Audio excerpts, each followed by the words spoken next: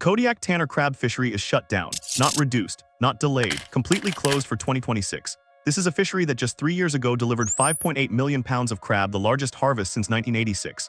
Now 0 pounds, not a single trap can be pulled from Kodiak District waters this January. What happened to nearly 6 million pounds of crab in just 3 years? Why are Alaska's fishing communities facing economic collapse? And who's really paying the price for this catastrophic population crash? According to Alaska Department of Fish and Game survey results released in October 2025, the 2026 commercial Tanner crab season is canceled across all 3 major fishing districts: Kodiak, Chignik, and South Peninsula. The decision affects every section of these waters. Not one area met the minimum harvest requirements needed to open a commercial fishery. The numbers tell a devastating story. In 2023, the Kodiak region harvested 5.8 million pounds of Tanner crab valued at roughly $47 million based on the negotiated price of $8.10 per pound. By January 2025, that harvest level had plummeted to just 770,000 pounds, an 87% decline in a single year. The season ended within weeks. Now the Alaska Department of Fish and Game confirms there aren't enough mature male crabs to justify opening any commercial fishing in 2026.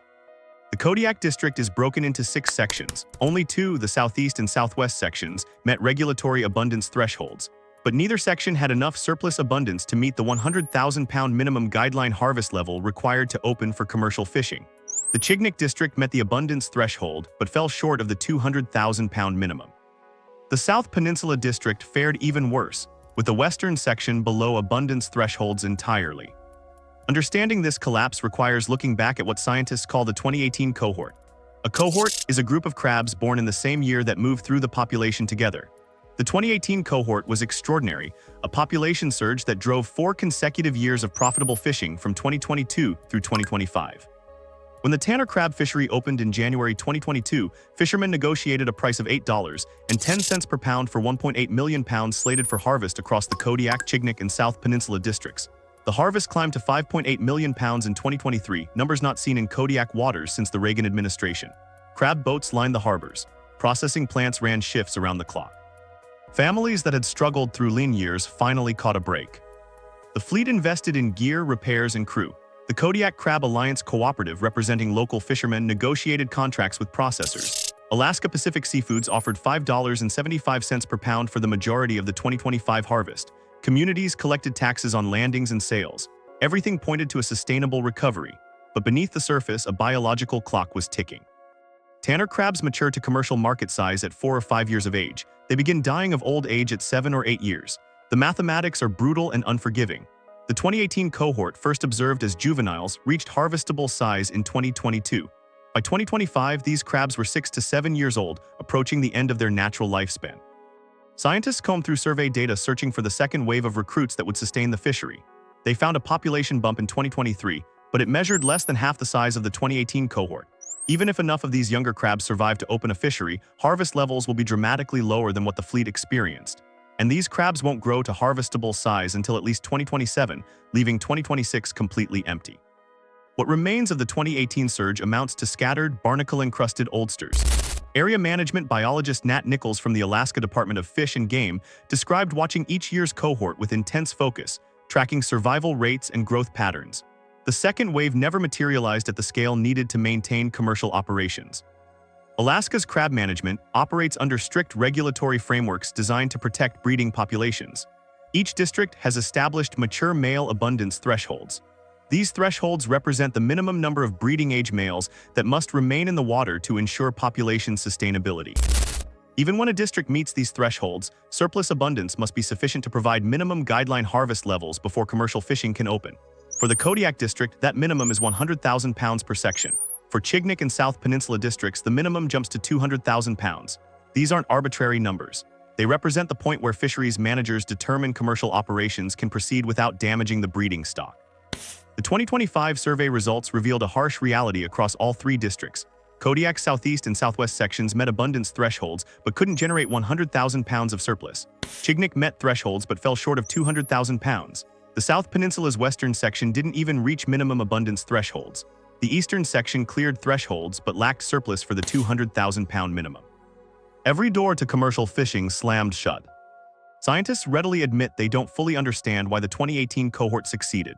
The surge centered around Kodiak Island's east side, but the specific environmental conditions that allowed those juvenile crabs to thrive, survive predation, and reach maturity remain partially mysterious. Ocean temperatures, food availability, predator populations, currents, all these factors interact in ways researchers are still working to decode. What is clear, whatever conditions created the 2018 boom have not returned. Not in 2019, not in 2020, not in 2021 or 2022. The 2023 cohort emerged as a smaller population under different environmental circumstances. The pattern reveals the fundamental unpredictability of marine ecosystems, especially in waters experiencing rapid change. Alaska's broader crab fisheries face similar volatility. The Bering Sea snow crab fishery, which generates an average of $150 million annually, saw populations decline by more than 90% due to marine heatwaves between 2018 and 2021.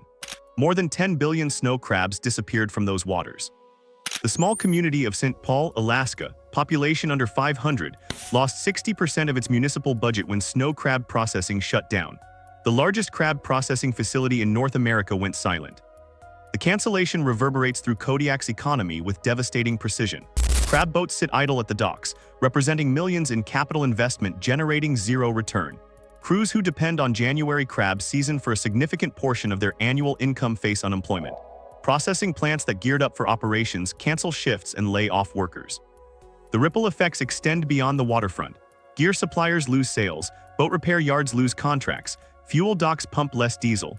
Grocery stores, hotels, and restaurants that see increased business during crab season watch that revenue vanish.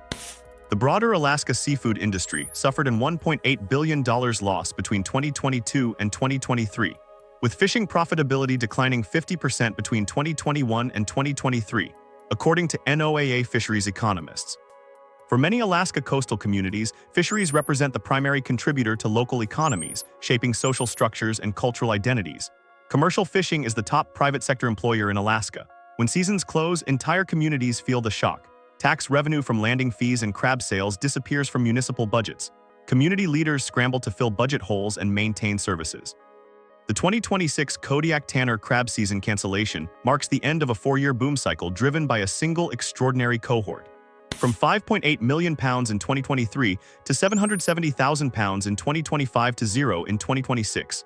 The trajectory couldn't be clearer. Scientists will continue monitoring the smaller 2023 cohort, hoping it survives to maturity and provides some harvest opportunity in 2027 or beyond. But expectations remain cautious. This is the new reality of Alaska fisheries management in warming waters. Populations surge and crash with increasing unpredictability. Communities built on fishing traditions face existential questions about economic diversification. And fishermen who have worked these waters for generations watch a way of life become increasingly unstable. The Kodiak fleet waits for survey results that might or might not bring better news in future seasons. For now, the traps stay stacked on the docks.